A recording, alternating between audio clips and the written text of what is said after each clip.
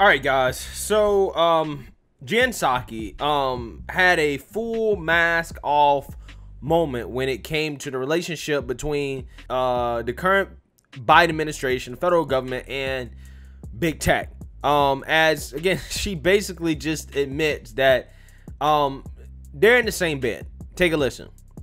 With these social media platforms, and those engagements typically happen through members of our senior staff, but also members of our COVID-19 team. Given, as Dr. Murthy conveyed, this is a big issue of misinformation, specifically on the pandemic.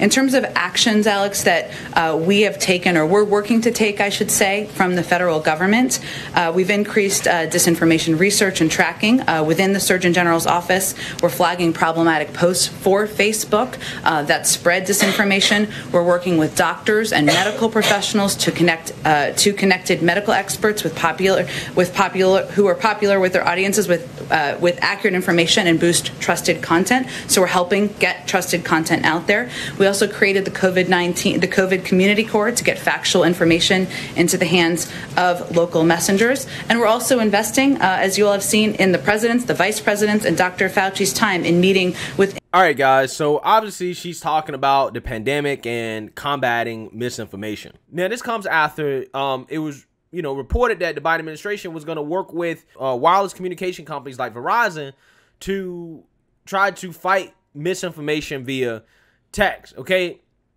And I can imagine what that probably means is that they'll send out text messages, I don't know, with, I guess, real information or I guess combating misinformation or whatever, right? I don't know exactly what that means. But let's just take the whole pandemic part out of this, okay? There's some obvious things that we need to talk about here, right? The first one being that she's just openly admitting that the federal government is working with Facebook to, quote, flag posts for Facebook.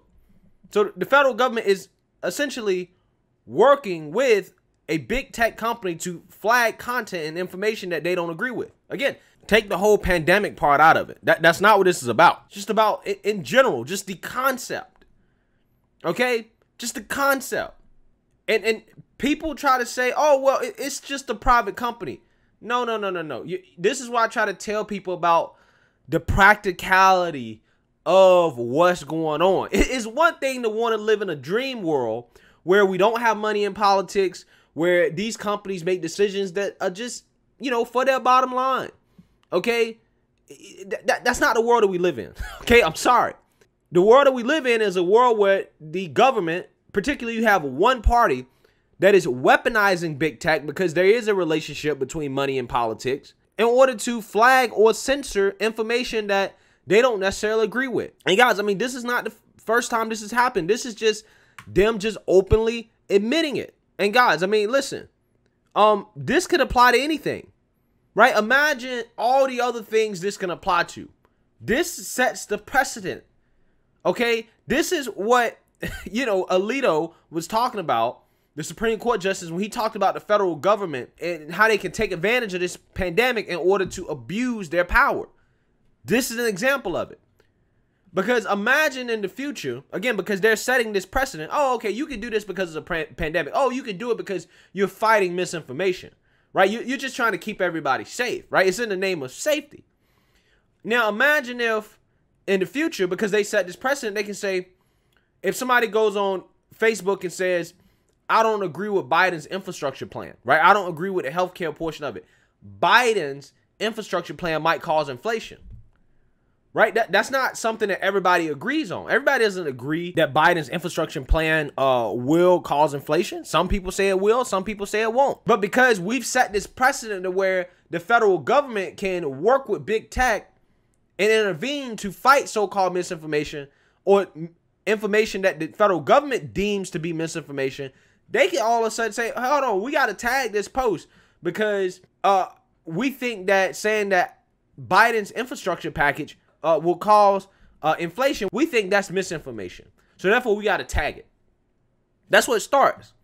Where it ends up is that anything that you say that the federal government doesn't agree with, they can just flat out censor it. That's ultimately where it ends up. And that, my friends, is China, right? That's China. That's how we get to a communist society, right? Guys, I mean, we see what's happening in Cuba. Cuba, they shut off the internet. They try to close off access to social media because people were posting things that the government didn't like, right? The government didn't like it, so they said, oh, we don't agree with this.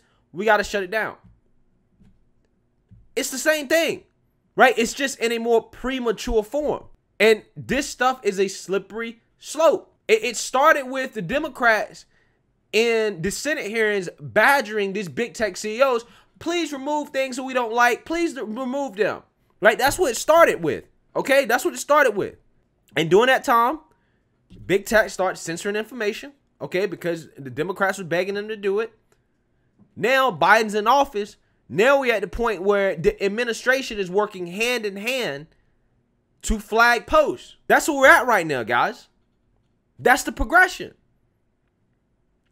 And this is something that should be concerning, because this is a full mask off moment letting you know, okay, this is how in bed the federal government and big tech is. And that's why I try to tell people, and I've been saying this for a long, long time, that essentially from a practical perspective, it's an arm of the federal government.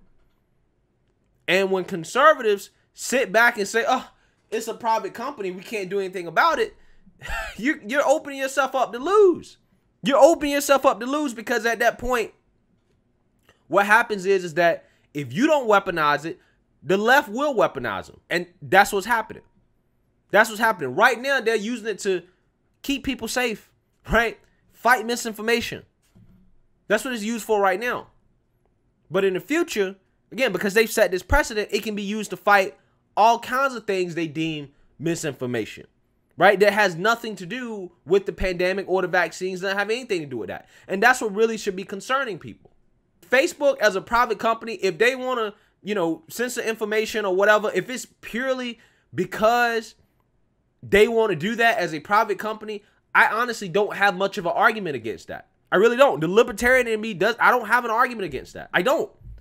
But I do have an argument against the government badgering and pressuring them to do it, and now seem to be working with them to do it. I have strong arguments against that, because now that's not free market capitalism anymore.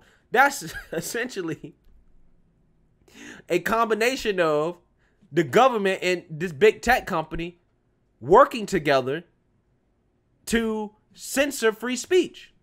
That's what it is. And again, what does that sound like, guys? That sounds a lot like China, right? Sounds like kind of what China does. You have state-owned social media companies where the state monitors everything that's on the social media site. And if the state doesn't approve of the content that's on that social media site, then it gets taken down. It gets taken down. I'm just saying. It seems like that's the direction that we're headed in. Maybe I'm going off the deep end here. I don't know. But let me know what you guys think. Make sure you like, comment, and subscribe. Most importantly, share a Black conservative perspective. Peace.